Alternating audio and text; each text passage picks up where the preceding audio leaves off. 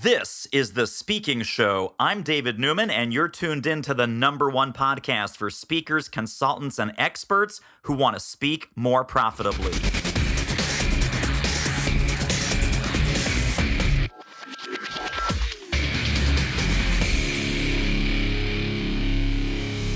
Welcome, everybody. This is David Newman, and my special guest today is Shaun Ellis. And let me give you 30 seconds on Shaun's fabulousness even before we say hello. So Shaun Ellis has been working in the speaking industry since 1999. He's the founder of the Speakers Group, and he's the creator of Succeed Speaking. And Shaun also serves on the board of the International Association of Speakers Bureaus, or IASB. In Shaun's career, he's booked speaking engagements for folks like Wayne Dyer, Marcus Buckingham, Naomi Judd, Magic Johnson, and many, many, many more. Shaun loves to help meeting planners find the ideal speakers for their events, and he also loves to help speakers improve their marketing and expand their platform to have more fun, reach more people, and make more money in their speaking business. And who doesn't want a big honkin' slice of that? So Shaun Ellis, welcome, welcome, welcome. Thank you, David. Thanks for having me here. Great to talk to you. So I also want to tell people right off the bat where they can get a piece of your empire online. I mentioned the two organizations, and we're going to talk a little bit more about these later in our conversation. But right now, I want everybody to click over to www.succeedspeaking.com, grab Shaun's Success Kit. That is a free download from www.succeedspeaking.com. Lots of fabulous things. I actually downloaded it about 10 days ago. Look through it. There's a whole bunch of fabulous things that you need to get your hands on. So go do that. We're not going to wait, but, just go do it as we're talking. And then Shaun's other website, the Bureau side of his business, but it's really Bureau 2.0, and we'll talk about that in a moment as well, is thespeakersgroup.com. And so there's lots of innovative things happening in the Speakers Bureau industry, at least the Speakers Bureaus that are going to survive. There's a lot of innovative things happening, and Shaun is at the cutting edge forefront of that as well. So lots of resources before we jump in. And let's jump in, because one of the questions that I get quite a lot, and I'm sure, Shaun, you get this too, but I'm not as well positioned to answer it as you are, is emerging speakers, new speakers, or even mid-career speakers. They say, well, when should I approach a speakers bureau? When is a speakers bureau going to take me seriously? How do I get their attention? Where and when in my career should I consider adding speakers bureau as a partner to my success? That's a good question, and it is a question I get a lot, and I'm on the receiving end of a lot of inquiries from speakers who want to be listed or want to work with the Speakers Group. And a couple of things I would say to that. One is, just as a speaker, one thing you should know is that when a speakers bureau works with a speaker, if I'm going to recommend a speaker to a client or put a speaker on my website, I'm basically hanging my reputation on that speaker because I'm endorsing them, whether it's by having them on my site or by actually endorsing them, recommending them to a client. So knowing that, then what a speakers bureau wants to see from any speaker they work with, what I want to see is to make sure you've got a solid track record. So that's one of the reasons that it's difficult for someone who is just starting out, or maybe you've been speaking for a while, but you don't have all the materials yet and your testimonials and all those supporting materials in place. It's very hard for me to really do much for you at that point because I don't know who you are yet. And I don't trust you yet just because we don't know each other. So I would say what I recommend to speakers is, go about building your business, do the right things on your own through marketing, branding, getting out there, getting more experience speaking, and pursue that. And then at the right time, speakers bureaus will naturally find you as you're out there, your volume increases and all those sorts of things.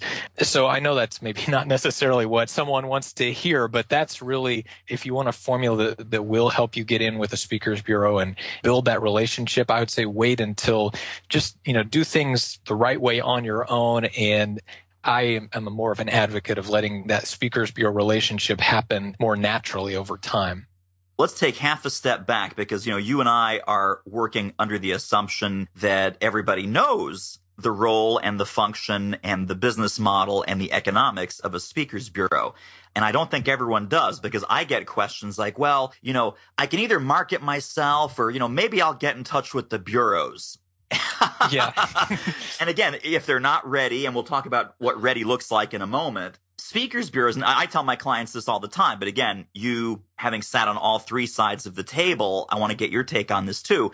What I tell folks is speakers bureaus are not your salesperson. They are not your agent. Until you have a good speakers bureau relationship, you're basically inventory. And a bureau owner and a bureau agent really works for the hiring entity. They work for that corporation or association or convention or meeting planner who wants to put together a kick-ass roster of terrific speakers, and they hire the bureau as basically a buying agent and as a filtering and sorting mechanism to put great choices in front of them. Now, the dynamic changes a little bit, and Shawn, I want to hear your take on this, the world's longest question. Once you're hired, then absolutely, the bureau agent is your partner, is your advocate, is your liaison, and those relationships should be cherished and developed. But let's go back to the first half of my marathon question about, who the typical bureau owner, bureau agent really works for, and how the dynamics of that buying versus selling relationship really work in real life. That's a very good point and an important distinction to make there. You're right. The Speakers Bureau, we do primarily work for the meeting planner or buyer, or we'll use meeting planner in the broadest sense here, anybody that's planning a meeting and in a position to hire speakers. But it's the meeting planner that we cater to most of the time. And I'm saying we collectively as, using the traditional Speakers Bureau model. We're doing a few things a little bit differently here, but just in general, a Speakers Bureau, we need to get the meeting planner to trust us and trust our expertise that we can recommend the right speakers for their meeting, that we can be a gateway to help them connect with the right speakers. So until we've got the meeting planner on board, we can't do anything as far as booking a speaker until we have a meeting planner. We could have a roster of the world's greatest speakers, but if we have no meeting planners, nobody's going to win in that deal. So that's true. We are responding to the meeting planner or going to them to offer our expertise and our support in helping them find the great speakers, to put together that great lineup. And then, as you said, once we have a booking, now we've got a little different dynamic there where the speaker is a client to an extent. In that case, we've got the speaker and we've got the client, and we're here kind of as the hub in the middle, and we serve all parties at that point. But until we get to the booking, we're not so much going out there proposing a specific speaker, going out there to sell this one speaker. And I know that's what speakers want and expect from speakers bureaus a lot of times. And I'm glad you brought that up here, because it's one of the first things I like to help a speaker with if they're trying to navigate the speakers bureau world, is to help them understand this one dynamic, because I think it's probably one of the biggest misunderstandings, and it can lead to frustration with speakers being frustrated with speakers bureaus. And it's really just a case of understanding how the business really works and what bureaus are really about. Absolutely. Well, and let's also go back to your earlier point about quote unquote being ready. I know you and I talked about this offline. The rule of thumb that you hear knocked around the National Speakers Association and some other sort of speakers who have been around for a little bit is that a good time in your career to reach out to a bureau is when you're booking at least between, let's say, 20 and 30 speaking engagements per year, and your speaking fee is north of $5,000. So $5,000, $7,500, $9,500. At that range, between that fee level and that amount that your own booking machine is starting to crank out, you might be a good asset. You might be a good partner for a bureau relationship. Are those numbers about right, or kind of where do you see those numbers? What numbers do you look for, where you're looking at a mid-career speaker who's just at their tipping point and you think you could really impact their career? I would say those numbers are right in the right ballpark, and there are always exceptions to that. I mean, you don't have to meet those specific numbers before we'll talk to you, but that's kind of the sweet spot, it seems to be, is 20 or more events, a speaking fee of $5,000 or more. That's usually the indicator of somebody who's out there speaking pretty regularly, who's pretty well established. Also another dynamic in that is it's an indicator of somebody who's established, but it's also just from the financial aspects of it. A speakers bureau is paid a commission, and a speaker is going to pay a speakers bureau a commission. So when we start getting, into lower fees, especially, below, say, $2,000, then at that point, it really doesn't make financial sense for the bureau or the speaker for that commission to be there. So that's another factor in that equation. Absolutely. There has to be that headroom so that the bureau is happy with what they're making and the speaker is left with enough to be happy for what they're making. Absolutely. So let's say I'm there. Let's say magically someone waves a magic wand over speaker Little Susie Cream Cheese, and Susie's now booking 25, 30 dates. She's got nice speaking fee. She consistently gets $5,500, $6,500. How can a speaker, quote unquote, get in with the Speakers Bureau? What do you look for? What kind of approaches work? What kind of approaches don't work? The number one thing I would say with any tactic, any strategy is to be patient, because I've had a speaker that I've booked, definitely one of the top 5, possibly even 2 or 3, number 2 or 3 speaker, most booked speaker in my career, is someone that it took us a couple of years before, from the time we were introduced to the time that I first booked her, and then things really got rolling from there. So you have to be patient for starters. But as an example, that relationship, it came from an introduction from another speaker. And I think that's one of the best things, because going back to what I said about, a bureau is going to hang their reputation on any speaker they recommend. Well, if there's already a speaker that they know and trust, and that speaker says, hey, you should really take a look at Susie over here. Well, I know that just from experience, I will always look at Susie or that speaker that's someone that I know recommended. It's the same as we all like referrals, no matter what business, what area of life we're talking about. So it's really hard to beat that, a personal recommendation.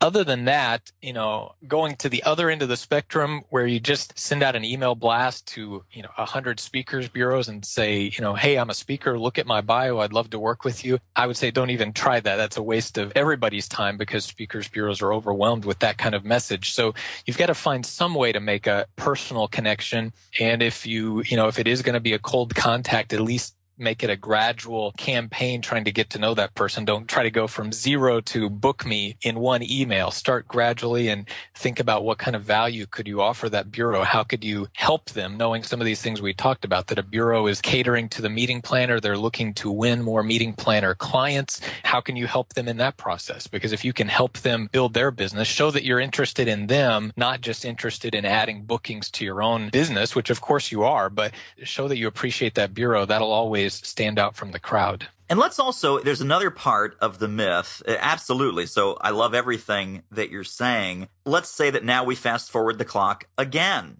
And now you have a great working relationship with Little Susie Cream Cheese, the very successful speaker. Let's even say that her fee, she's more in demand and her fees are now approaching $10,000. A really good, solid bureau relationship. You love the speaker loves you. Even then, how many dates a year typically would that bureau relationship generate for the two of you together? Good question. And of course, it's going to vary from speaker to speaker. But, I would say a big bureau, like let's take some of the big bureaus in Washington and New York, one agent may book anywhere from 200 to 400 events. That's one of the big bureau on an annual basis. Then you've got smaller bureaus where, maybe it's one person and that person might book anywhere from, 20 to 100 events a year. So, you divide it among all the speakers that are out there. Obviously, there's not enough bookings to go around for every speaker to get booked 20 times by a bureau. So if you've got a really great relationship, that agent just loves you, maybe you could expect, let's just say 10 dates a year, possibly. But I think more realistically, anywhere from 0. There are those years, it might take a couple of years in between bookings.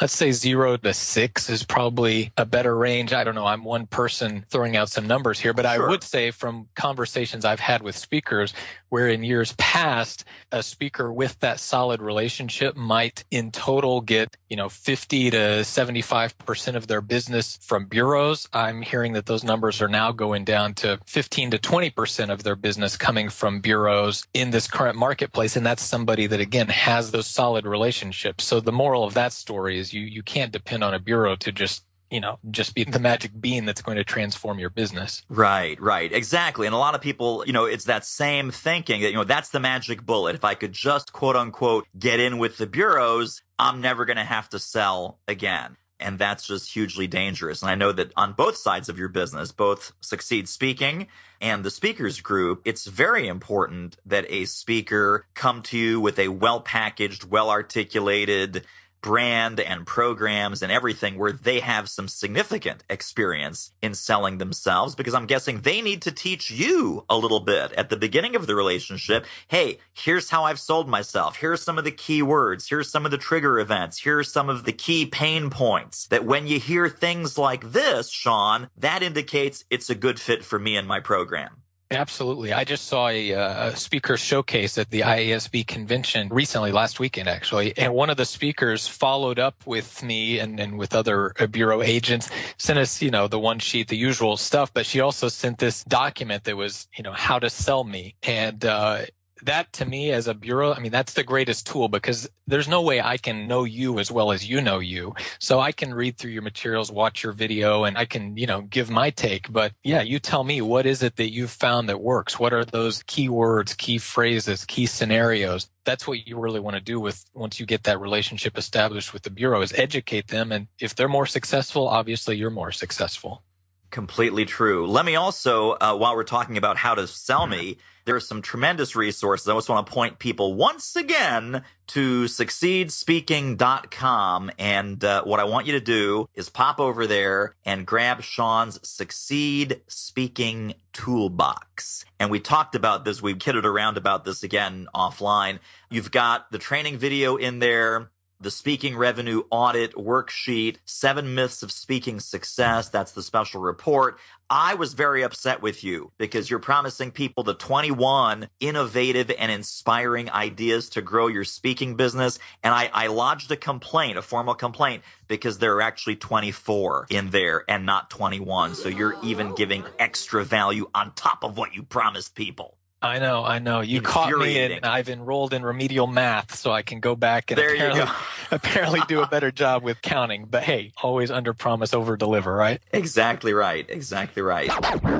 Hey, this interview is a real moneymaker. If you're serious about ramping up your reach and revenue as a speaker, trainer, or expert, book a confidential speaker strategy call with our team. The link is doitmarketing.com/call. It will be the most valuable 45 minutes you invest in your speaking-driven business. Speaking of value, let's get back to the show.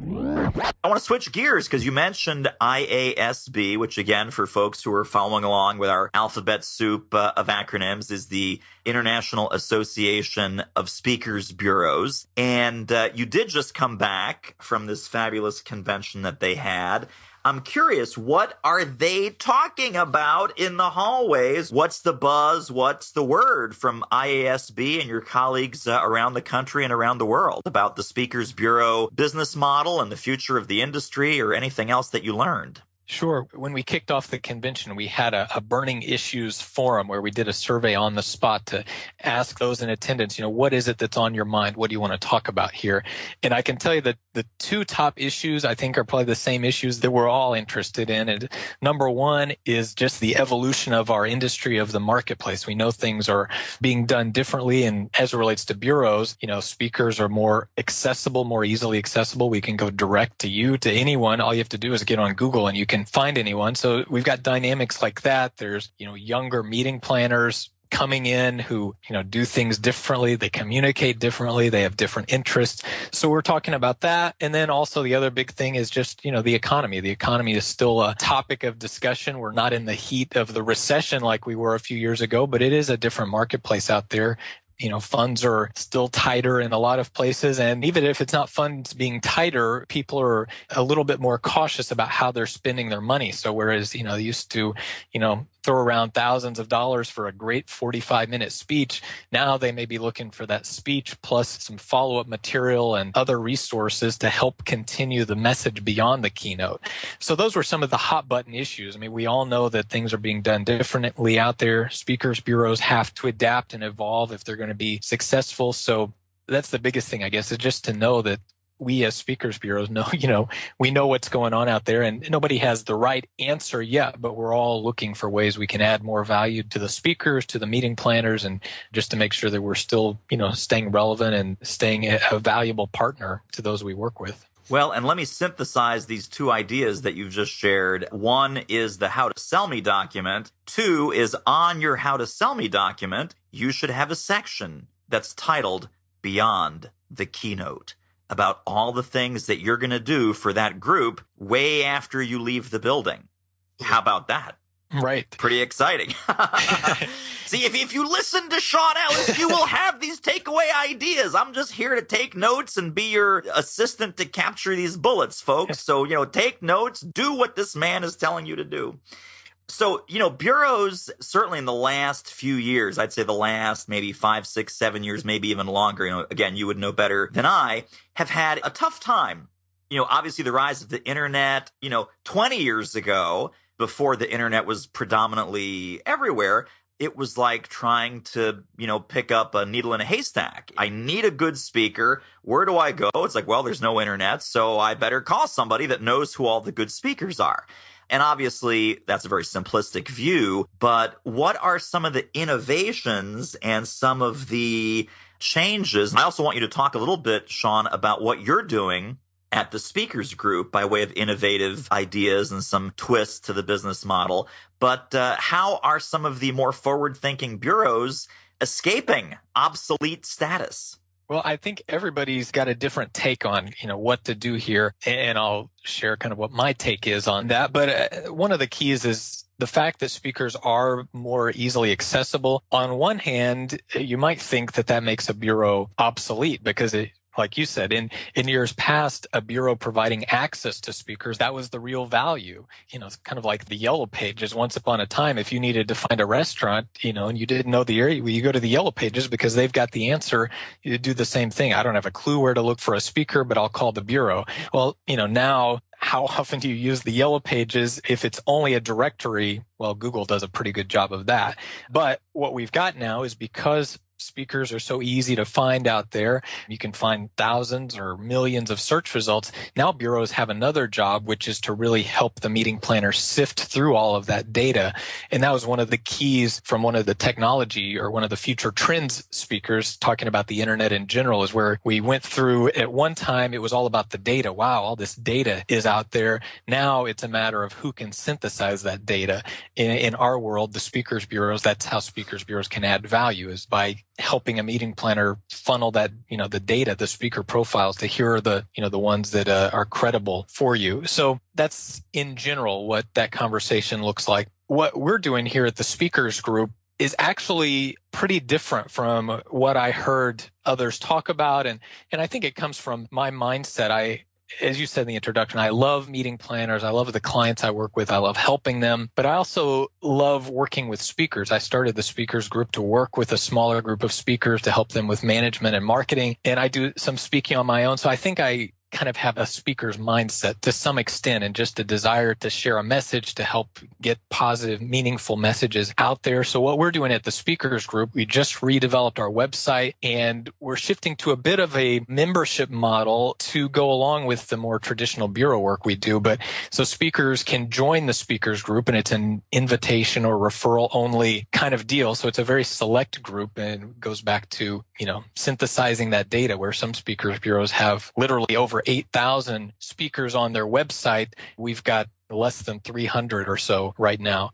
So trying to whittle that data down to bring clients, okay, here are the ones that we recommend you look at, and not just great speakers, celebrities, whatever it is, but we're creating an identity around helping people live a better life and build a better business. And for the speakers who share that mission and vision with us, then we want to be a real platform. So we can provide all the usual bio photo materials that meeting planners want to see, but also opening up our blog so speakers can blog there. For those who join the speakers group, we have direct links to their websites and social media profiles, just to, let's not pretend that you can't find these speakers directly. So if you value us as a speaker and you want to be a part of the speakers group, then, let's have a real partnership here and say, we just want to help you get your message out there. Of course, we want to help you get booked, sell your products, whatever it may be, so we can be a better partner. And I believe by doing that, we're being a better partner to the meeting planners too, because now we're giving them this one destination where they can find these great speakers, and,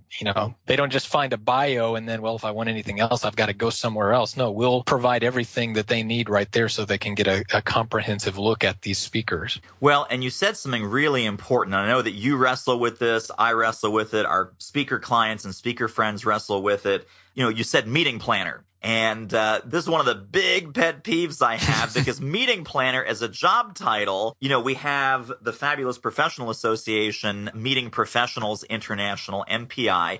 A lot of speakers think, oh my gosh, I need to go to MPI. MPI is where the meeting planners go. Meeting planners hire speakers.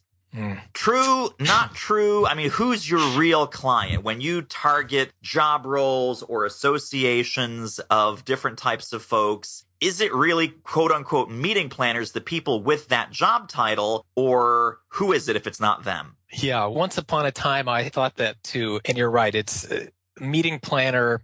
I use it again in the broadest sense. We'd probably be better off calling them the buyer or coming up with some other label. But those who officially hold the role or who hold the official title of meeting planner, it's a very small percentage of them that actually would be your target clients, because a lot of them, what they do is they book the meeting space, maybe they book the catering, whatever it may be, but a lot of them are not very involved in the actual booking of speakers. It's more of, it might be executives, vice presidents. Sometimes in an association, it could be the education coordinator. Sometimes it's the executive director of the association.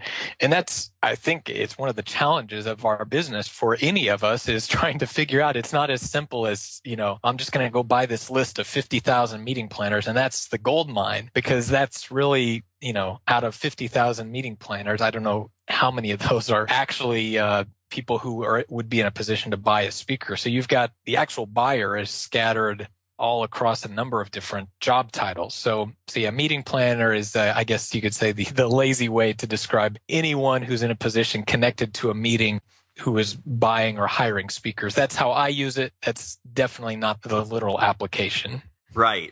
And so right now I'm channeling our salivating listener. And the salivating listener is saying, well, give me the job titles then. So just again, in your experience, VP of sales, VP of marketing, who are some of those people that are a higher probability prospect than a meeting planner? Sure. Yeah. If you are someone who wants to speak at a sales meeting or at sales conferences, definitely go to the VP of sales. If you're going to an association, again, I would say it could be the education coordinator, although a lot of times that person would be more connected to the breakout sessions as opposed to the main keynotes, which depends on what session you're going for. If you are going for those keynote slots, it could be anywhere from the executive director, or better than that actually would be to look up, if we're talking about associations, look on the website and see if you can find who's on the convention committee for this year or the education committee. Try to find those committee members, because they will actually be probably a better source for you. And if you get in with one of those committee members, we've always had that situation where somebody calls us and they say, well, we're going to our committee meeting next week. Well, if you can establish a contact, build a relationship, and have an advocate on that committee, you'll be much better off. Because I've lost bookings when, I just came in just as a supplier and I've got a speaker, and then I get that call, well, Sally on the committee just saw this person speak, and so we're going to book him. So that you can't, don't underestimate the value of a committee when you're talking about associations. But otherwise, corporate communications could be another one, training and development. Look a little bit deeper, and there's a pro and con here. The good thing is not everybody, these others are a little bit harder to find. So you've got tons of speakers out there marketing to that meeting planner list, and those meeting planners are overwhelmed by speakers they really don't want to hear from in the first place. If you dig a little deeper and can get into some of these more specialized roles, and I don't say that to a meeting planner is a very specialized role, but I say in a in these other whatever kind of position, whatever you want to call that, but if you can establish contacts there and go that way, build a relationship, you're actually more likely to get in with the true decision maker by taking that approach, versus even if you do get in with that meeting planner, they're probably still going to ultimately present you to that VP or somebody else. Yeah, exactly. Well, and it's like, you could say, hey, really bad news. Buyers are everywhere. You can't really find one particular spot. Buyers are everywhere. Say, hey, really good news. Buyers are everywhere. So, it does Sure. cut both ways, right? Either you'll get introduced or you'll, as long as it's clear what you're trying to do and what you're trying to accomplish and what it is that you do and who you do it for. Once you have a relationship with somebody in there, they're likely to pass you on to the right person. So, well, no, it's not me. It's Bob over here in conferences and events. Or no, it's not me. Let me, connect you over to Sally here in our marketing group. And she does all of our, field leadership confabs and so on and so forth. I also want to talk, Shawn, because we mentioned MPI and meeting planners as not necessarily a great, they're great. They're just not maybe relevant. So I never want to say a bunch of people's not great. They could be great, but they're not great for you. Exactly. So let's look at some other types of groups, because people are always interested in, where should I showcase? What could I actually get in front of a group if it's not going to be an MPI chapter or an MPI national event? There's PCMA, which is the Professional Convention Management Association. There's HSMAI, which is the Hospitality Sales and Marketing Association. ASAE, obviously, the American Society of Association Executives. Those are 3 or 4 I know of. What are some other groups like that where either someone like you is likely to be in the audience and be exposed to somebody for the first time, or, association clients, corporate clients are more likely to be in a hiring role in that audience? A good question. And I'm glad you brought that up, because a couple of others that come to mind immediately, in addition to the ones you just mentioned, would be ASTD, the American Society of Training and Development. And especially if you are one of those speakers who does have the follow-up materials available so you can speak, but you also have training or resources, or you can do webinars, whatever it may be. Getting in with the training and development is a good one. SHRM, the Society for Human Resource Management, would be another one. I've heard very good things from speakers who have spoken there or got plugged in there.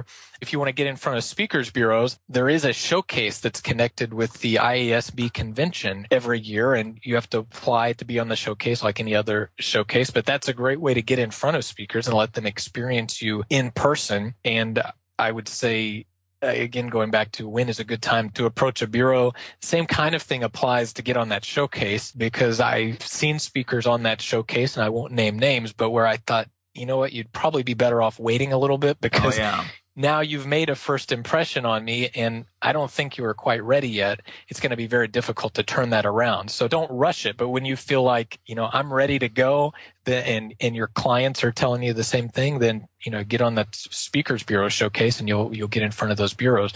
But another one that I'm not as familiar with, but I just heard from someone from there, is the International Association of Exhibitions and Events, which it represents a lot of the trade shows, which I don't personally do a lot in the trade show industry, but a lot of those trade shows have continuing education programs and have speakers as part of them. So that would be another opportunity there.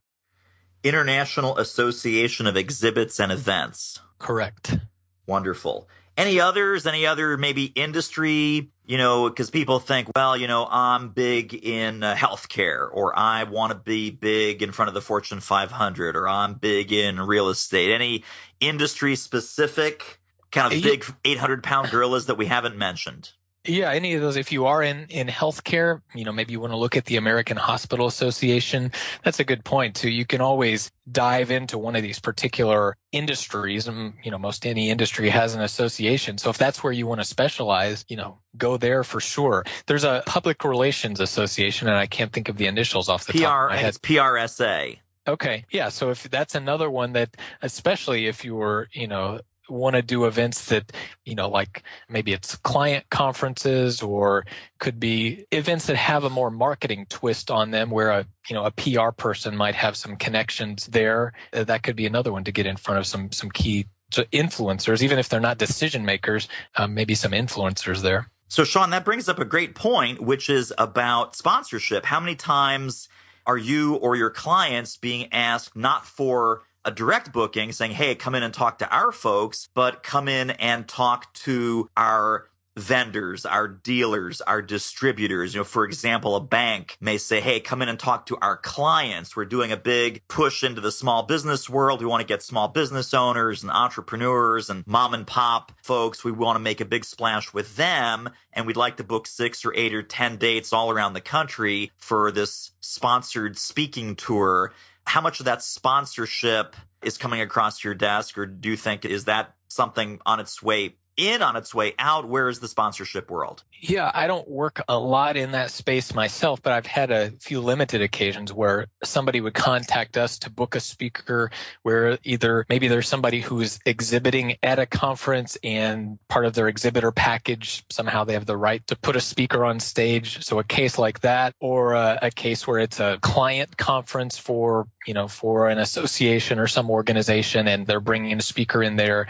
So my experience has been limited, but I do think that there are other speakers who have done well with that, and somebody else could probably offer a lot better insights on it than I could. But I do think it's a very valid approach, particularly with budgets being tighter the way they've been lately. It's, we know that companies, if you can help somebody reach their target audience, if your message or your background somehow, let's say if you connect with a banking audience, then you could team up with this vendor that also wants to reach bankers and somehow work together to put on an event, or they book you for one of their events. I think it's very valid, and it's kind of an innovative way to work around, quote, meeting budgets. But I just don't have a lot of personal experience to address the ins and outs of that. Gotcha. That makes sense.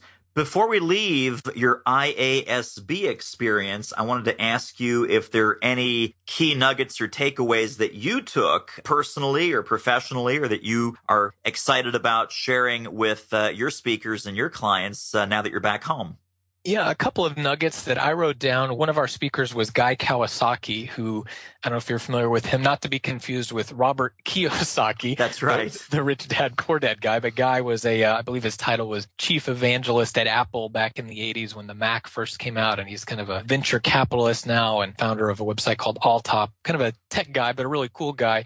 One of the things that was just a passing note in his presentation talking about marketing and building businesses, he said, you've got to plant a lot of seeds, scatter them around, not all in one place, plant a lot of seeds building toward critical mass. And then you hit critical mass at some point, and that's when we see the proverbial overnight success. And he wasn't talking about that related to speakers, but that's the light bulb that went off in my head. I think that's very true of how to build a successful speaking business today. It's not just about sending out these brochures, but it's really about whether it's social media, email marketing, contacting meeting planners, blogging. It's all these things put together, publishing, and over time, you get more and more people talking about you, then you hit that critical mass, and now all of a sudden you're a star. But I think just because of the dynamics of the market today, I just think that was a good lesson that I'll be sharing with speakers for sure. That one, and the other one came from one of the leaders from MPI, actually, and she was talking about how speakers can be a better partner to meeting planners, again, in the broadest sense of the word. Right. But she said, see yourself in the business of learning rather than in the business of just speaking. And what she was talking about was, again, that are you a speaker? You deliver the keynote and that's it? Or are you in the business of learning where you can speak, but then you also have some type of follow-up available? And the way she put it was to help the meeting host prevent event vaporization, which I love the way she put that. But we all know that no matter, you could be the greatest speaker and go up there and rock it for 45 minutes or an hour, but still within minutes or days, your message, at least most of it, is gone just because, people get back to their normal life, get back to the real world. So if you can offer some way to help them, that helps your audience, but it also adds value to the meeting planner, whoever that person is. So those were just a couple of nuggets that I think are very valid.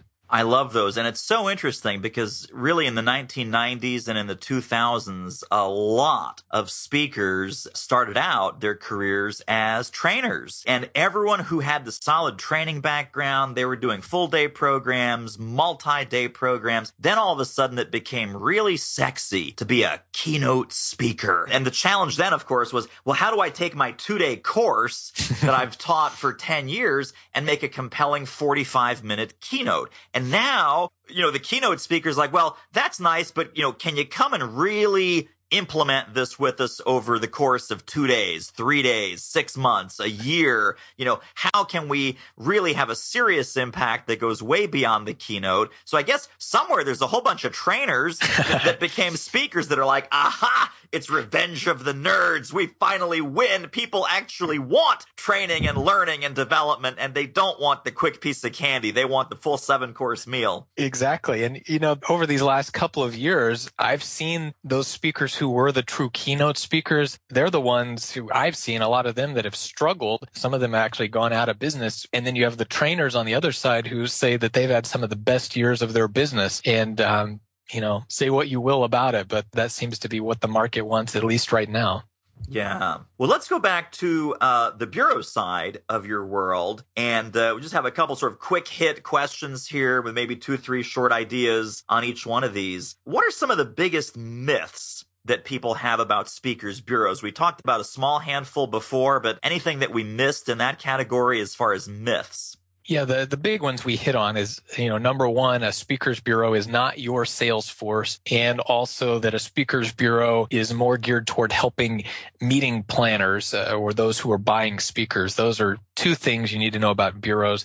Other than that, I would say that anything else we could say relates to that in some way. If you understand those dynamics, you understand what a bureau is really about, you'll be leaps and bounds ahead of other speakers who are trying to get in with bureaus but going about it the wrong way with this misconception of what they are. Yeah. And then how about marketing tools? What do your clients want to see from the speakers they're considering? You mentioned one sheet earlier in our conversation. People say, one sheet? Oh my God. Who uses a one sheet? A one sheet's on paper or it's a PDF. And is that, everything's on the web, everything's electronic, couldn't just be a web page. Do they need a one sheet? Do they need a video online, video on a DVD? Do they need a book?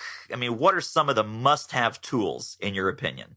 Sure. The one sheet, it's, that's not something that I asked for every day. Sometimes for, somebody going into a meeting, a committee meeting, a one sheet is helpful. And more than anything, I would say the thing about a one sheet is anybody can go, if it's an individual, sure, they're going to go on your website and read through all that. If they go into a meeting, they're going to have to present you in some way. And the one thing about a one sheet is at least that way you can control the information that they will, assuming if you can get them to take the one sheet to the meeting, you can control the information they share versus taking a chance of, you don't know what page they're going to print off from your website. So there is value in that from the one sheet standpoint. But the big thing of video is important. I mean, we live in a video world, and I don't have all the stats on YouTube, and we know how popular that site is, and we expect videos everywhere these days. And it's the same for speakers. When I surveyed some of our clients recently, asking them, okay, what is it when you come to a speaker profile on a speakers bureau website, what's the first thing you want to see? And video was by far the number one choice. That's what they're looking for. More than the bio, more than anything else, they want to see the video first. We talked about this offline too. That said, as important as a video is, don't just go out there and, put together some rough video just so you can say you've got a video, because if that's going to be the first impression, you probably don't want to risk that. If the video doesn't accurately depict who you are, or at least who you want to be seen as, hold off on the video and take your chances with the bio and some other materials. But the video is the big thing. And then if that draws them in, then you need the supporting content, your bio, your background, testimonials. What is your presentation about? What are the takeaways? All those kind of basics. So besides not listening to any of the advice that you just shared, what are some of the other big mistakes that you see speakers make in their marketing? So clearly, if they're not listening to what we've talked about, they're already, their heads are totally in the wrong place. But anything else, kind of killer mistakes, or maybe even some non-fatal mistakes that you just see way too often? The first thing that comes to mind is these postcards. We've all seen these postcards that speakers have, whether it's the normal size or 5x7, 5x8. I've seen so many of those postcards. For me, 99.9% of them go straight to the trash can just because they all look the same. It's the picture. It says, book me now. Here are my topics. There's too much content crammed into this postcard. And when there's, how many of these coming across my desk every week. I don't have time to look at it. And it's not just the postcard. Postcards can work, but if it's just this one postcard, if that's the only time I see you and it goes straight to the trash can, well, then it was a waste of your money and it was, a waste of paper. It didn't help any of us. So I guess more than the postcard, more than the actual medium is the strategy behind it. And I would say, if you're going to make that kind of investment, at least invest in doing a campaign, whether it's, send out 6 postcards instead of 1. And instead of sending 1 postcard to 50,000 people, try to narrow down your field and send, 5 postcards to 10,000 people or whatever it may be. But a campaign is the bottom line there. Pick out who it is you really want to win over as a client and invest something, go a little bit deeper with them instead of this shotgun approach where you're kind of playing the numbers game. And okay, well, if 99.9% of my postcards go in the trash, hopefully I can get some bookings out of the 0.1%. That's one thing. Just in the way things are today, I don't think the postcard is effective as it used to be. And I don't know, you're a marketing guy. I don't know what your thoughts are. That's a pet peeve of mine, but that's one thing I would say. Sure. Well, would you put a postcard? I'm guessing you would put a postcard in a separate container than a handwritten note. So if someone met you at an event or someone's just been sort of, following you and they're doing a kind of soft touch marketing, if it's a handwritten note saying, hey, dear Shawn, just wanted to let you know I came back from the American Beef Ranchers Association, had a great gig. Here's some testimonials, but it's a handwritten note or a handwritten letter or card. Is that better than a postcard? Definitely. That shows a personal touch there. And even the postcards, I'm not trying to just nail postcards. Actually, a speaker I work with named Alan Carl, who I think as well, we actually got to know each other. Alan did this great postcard campaign, or there was more involved than just postcards, but I think it was, I want to say maybe 4 postcards, but every postcard had a handwritten note on it. It said, Shawn, whatever it said, I don't know. It was a thoughtful message, not just a, book me now. Book me now.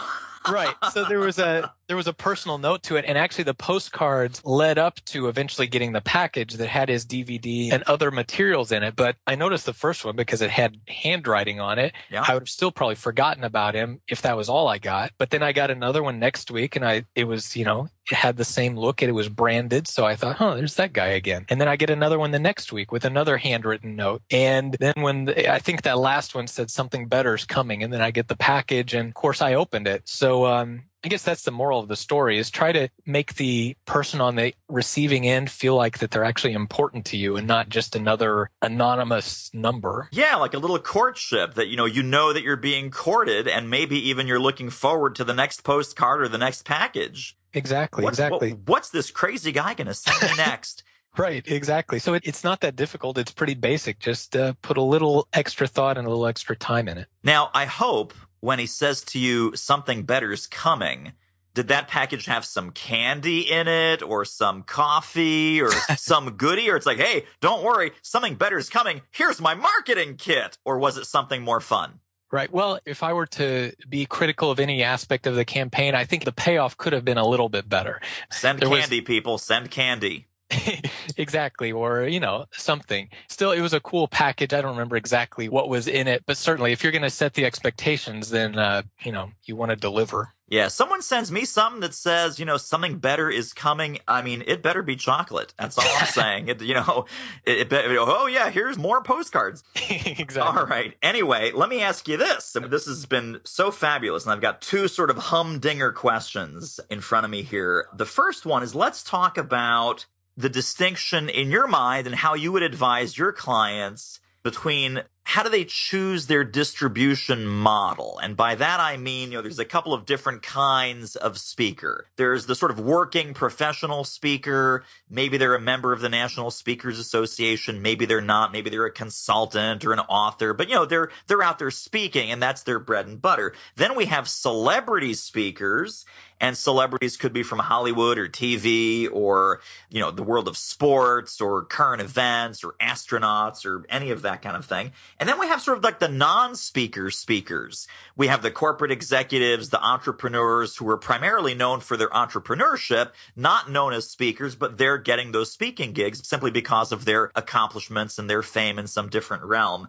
I guess you can call those celebrities too, but, they're less celebrities than the media celebrities. So, Right. What's the marketplace look like? And if you're not happy with the results that you're getting, how could you get a little bit of celebrity rub off or accomplishment rub off onto your brand and onto your persona?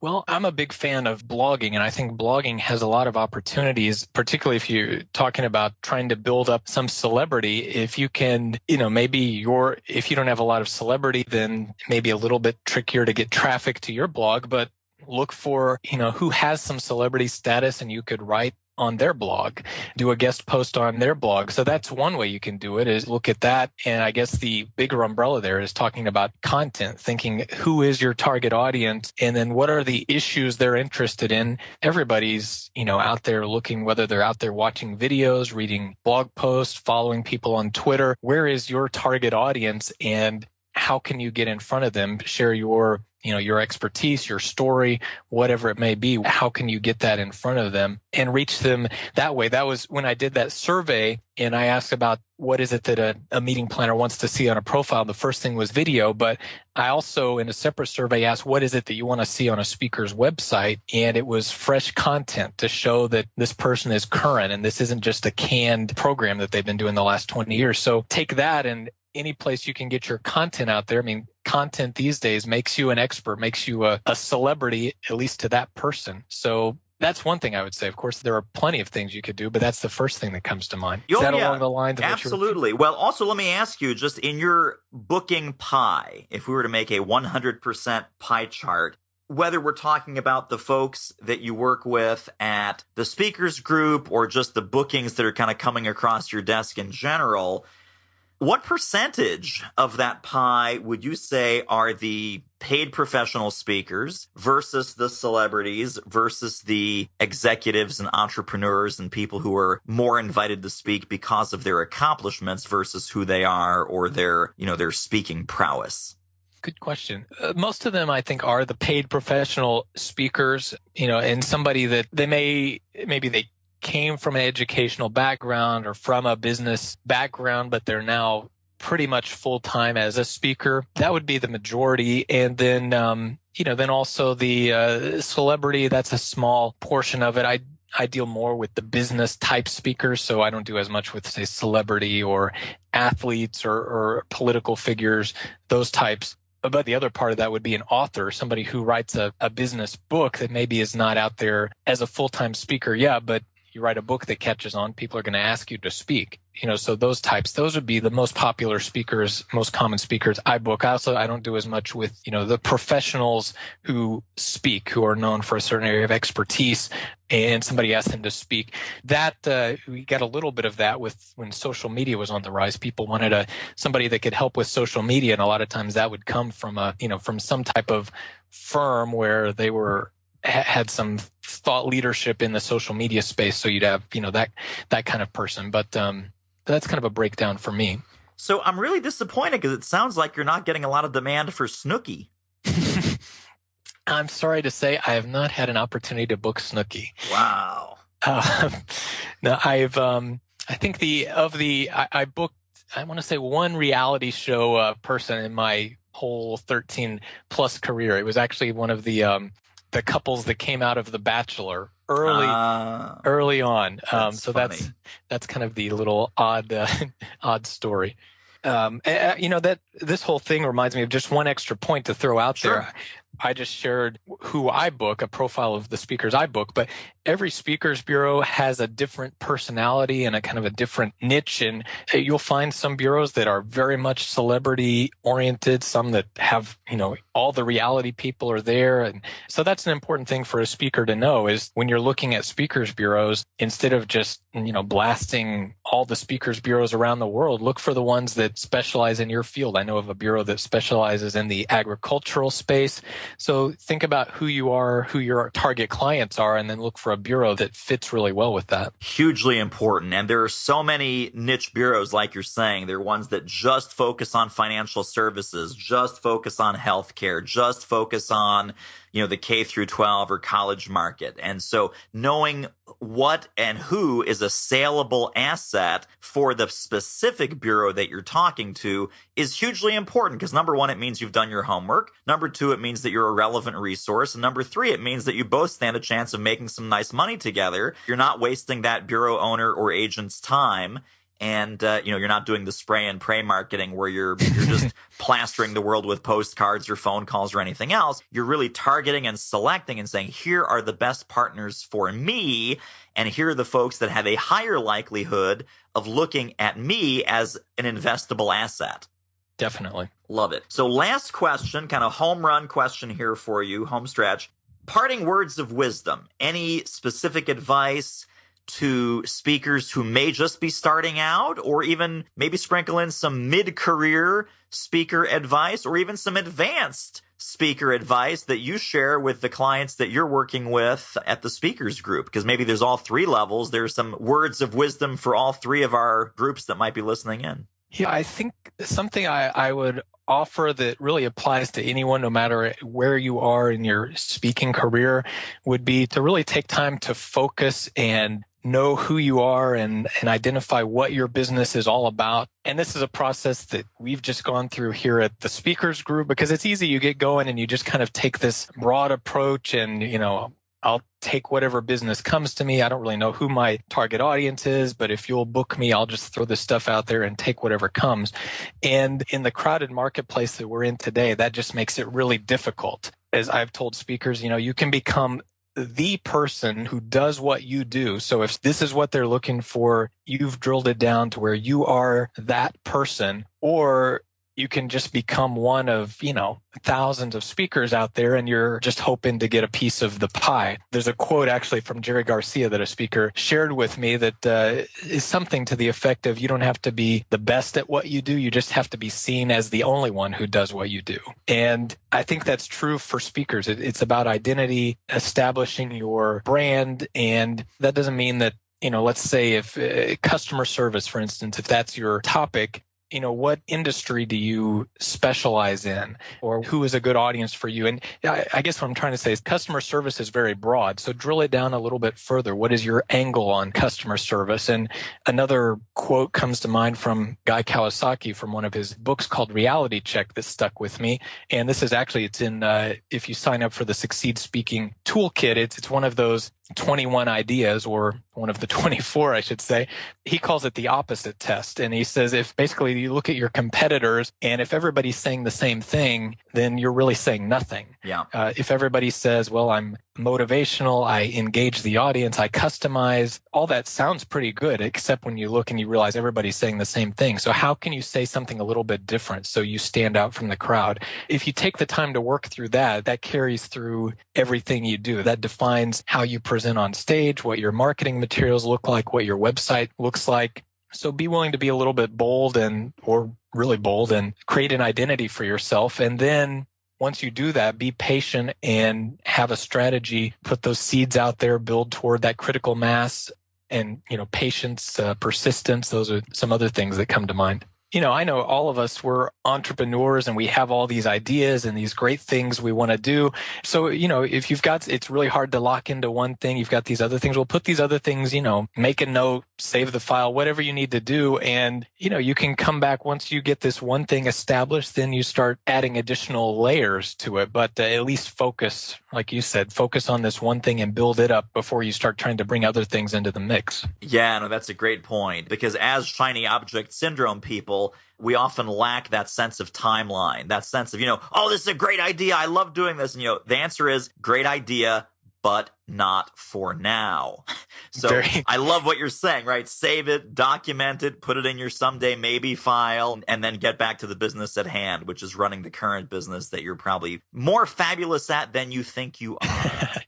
Very good point. So with that note, let me thank my friend Shaun Ellis, and speaking of the phrase, more fabulous than he thinks he is, that totally applies to you, my friend. Thank you for your generosity of ideas and thoughts, and I want to encourage people one more time to check out Shaun's empire. The Hybrid Bureau 2.0 empire is online at thespeakersgroup.com. and where Shawn helps speakers make more money and have more fun and get their heads screwed on straight is www.succeedspeaking.com. And that's also where you can get the toolbox with Shawn's special reports, videos, checklists, 24 tips, not 21, at www.succeedspeaking.com. So Shaun Ellis, thank you. An awesome experience, a ton of knowledge. I encourage you, not you, Shawn, but you listening, rewind your audio. Just go back to the beginning, take out a big fat yellow legal pad and take a ton of notes because Shawn shared so much. I have half a page of notes and I knew what we were talking about ahead of time. Thank you, David. It's been an honor talking with you, and I've been a fan of your work for a long time. And I think what you're doing, you represent this fresh approach to marketing and the kind of marketing that works today. So it's fun for me to talk to you. I know we could talk all day about all these things, but I hope there have been some good nuggets here to help your listeners. Hugely valuable. Thank you, Shawn, and we'll talk again soon. Thanks, David. Well, that wraps up another episode of The Speaking Show. Hey, tell you what, if you like us, rate us and review us on iTunes. Subscribe. Tell a friend. Go grab the notes and downloads and extras at thespeakingshow.com. See you next time.